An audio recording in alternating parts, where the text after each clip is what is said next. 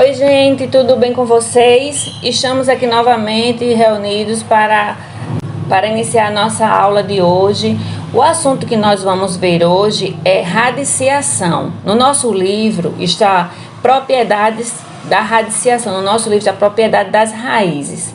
Porém, vocês podem ver, encontrar em outros livros, em outros lugares, como propriedade da radiciação também.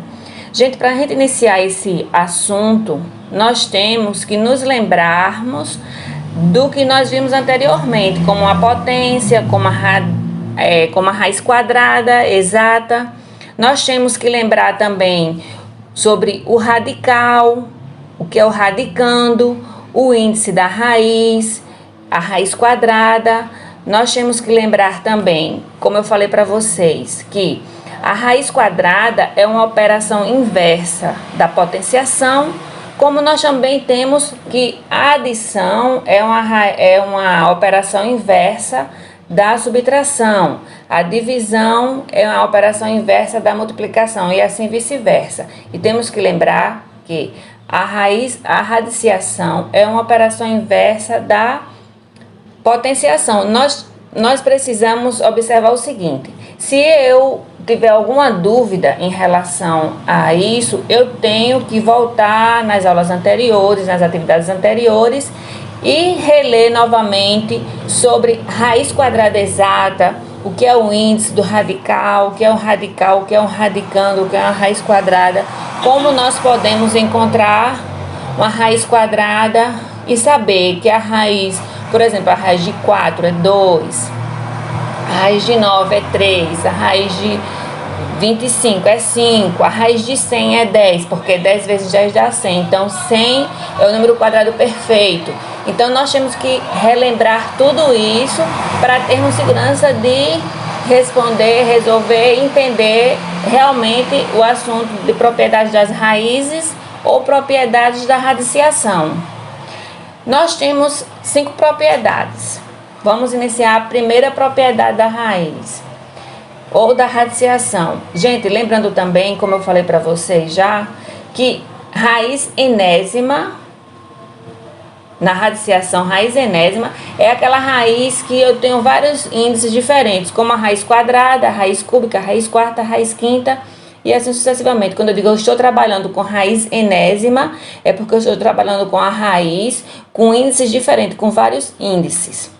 Voltando à primeira propriedade. Na primeira propriedade, eu tenho um radical que ele tem uma raiz enésima de A elevado a N. E o índice dessa raiz também é N. Então, eu tenho um N no índice do radical e tenho um N como expoente do meu radicando. Então, quando eu tenho letras iguais ou números iguais, eu elimino os dois N's do índice e do expoente do meu radicando e repito só o radicando que aqui está representado pela letra A. Eu vou transformar isso em números para vocês. Eu tenho um radical com a raiz cúbica de 3 elevado a 3. Então eu vou observar qual o índice do meu radical. É 3.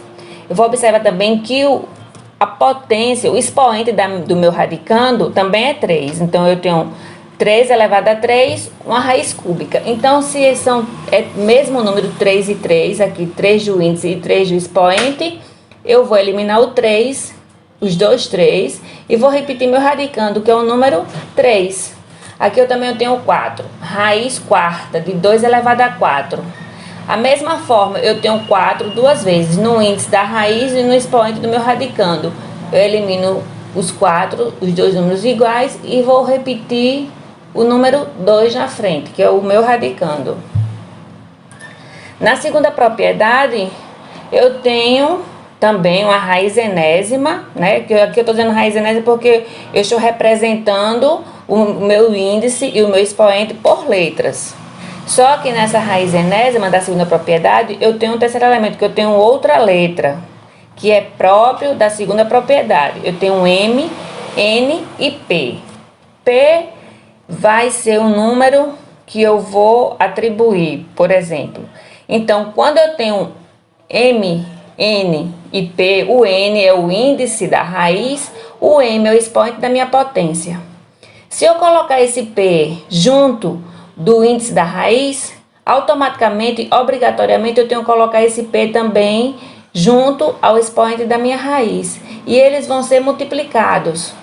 Eu vou repetir o A, que é o meu radicando, e vou fazer a multiplicação N vezes P, NP. M vezes P, MP. Vou transformar para vocês esse exemplo em números.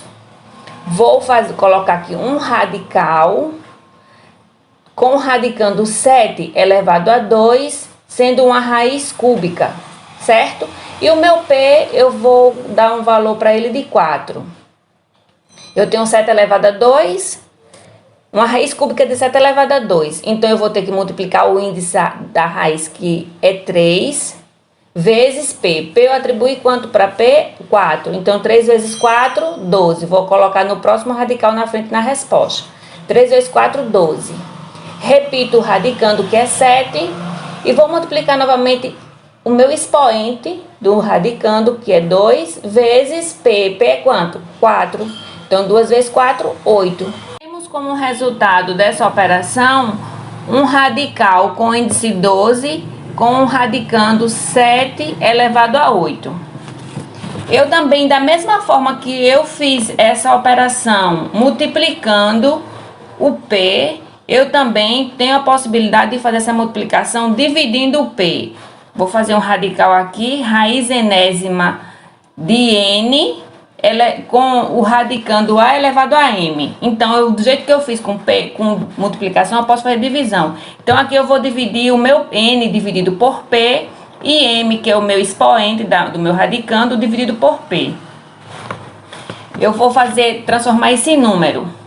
Eu coloquei uma raiz quarta de 2 elevado a 10. Então, e atribuí o P, o valor de 2. Nessa questão aqui, nesse exemplo, eu coloquei atribuindo o P o valor de 2. Então, eu vou fazer 4, que é o índice da raiz, que é uma raiz quarta, dividido por 2, dá 2. E 10 dividido por 2 dá 5. Então, eu dividi o índice da minha raiz, que é 4, dividido por 2, deu o índice 2. E o expoente do meu radicando, que é 10 dividido por 2, deu 5. Então, o resultado ficou raiz quadrada de 2 elevado a 5. Eu tenho a terceira propriedade agora, gente. Na terceira propriedade, nós vamos ter um único radical, uma única raiz enésima, com 2 radicando. Por exemplo, eu tenho aqui A vezes B elevado a N. A vezes B elevado a N. E simplesmente, nessa terceira propriedade, a propriedade está nos pedindo que simplesmente eu individualize esses radicandos. Eu vou transformar essa raiz enésima de A vezes B em duas raízes. Vou transformar um em raiz de A elevado a N vezes a raiz de B elevado a N. Transformando em números, eu tenho a raiz quarta de 2 vezes 3. Eu vou individualizar, colocar uma raiz quarta de 2 em um só radical, vou colocar o 2, e no outro radical vou colocar o outro número. Ficou raiz quarta de 3. Na quarta propriedade, gente, é parecida com a terceira propriedade. A única diferença é que eu vou ter esse radical, uma fração A sobre B, raiz enésima de A sobre B. É a mesma coisa, eu vou individualizar, colocando os radicais também numa forma de fração, de divisão, né? Numerador e denominador, mas eu vou individualizar, colocar um radical só para o A, raiz enésima de A, e embaixo raiz enésima de B. Lembrando sempre que o B não tem sempre ser diferente de zero. O B é sempre um número diferente de zero, certo? Espero que vocês estejam entendendo, pessoal. Quinta propriedade. Nessa quinta propriedade, gente, nós temos uma propriedade que é raiz de raiz, que são duas raízes. Então, para eu Como é que eu vou fazer, como é que eu vou resolver essa questão aqui, esse problema. Então, para que eu possa resolver, eu estou vendo que tem dois radicais, um dentro do outro, com dois índices diferentes. Os índices é N e M, radical de A. Então, eu vou fazer o quê? Eu vou conservar o radical, vou repetir o radicando e vou multiplicar os índices. Então, N vezes M. Vou transformar esse exemplo aqui em números para vocês verem. Eu tenho aqui um radical, radical do radical, raízes de raízes, né?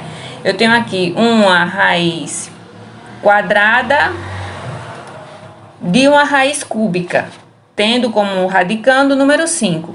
Então, eu tenho duas raízes, uma dentro da outra, olha. Uma é quadrada, uma raiz é quadrada e a outra raiz cúbica. Então, eu vou fazer o quê? Eu vou colocar dentro de um radical o número 5, que é o meu radicando, e vou multiplicar os meus índices, que eu tenho dois índices, 3 vezes 2 é igual a 6. Então, eu fiquei aqui com uma raiz sexta de 5, certo, pessoal? Olha, gente, eu vou colocar para vocês uma atividade, pequenininha essa atividade de propriedades da radiciação, propriedades da raiz, para que vocês possam tentar resolver essas atividades, essas questões, e que vocês coloquem as datas nas atividades, que vocês organizem tudo direitinho no caderno, que vocês não percam nenhuma atividade, porque essas atividades vão servir para ser atribuído notas para vocês, tá certo? Então, eu espero que vocês tenham gostado da aula, que vocês tenham um bom final de semana, que Deus abençoe a todos. Então, nós nos encontraremos na próxima aula, se Deus quiser, tá? Um cheiro para todos vocês!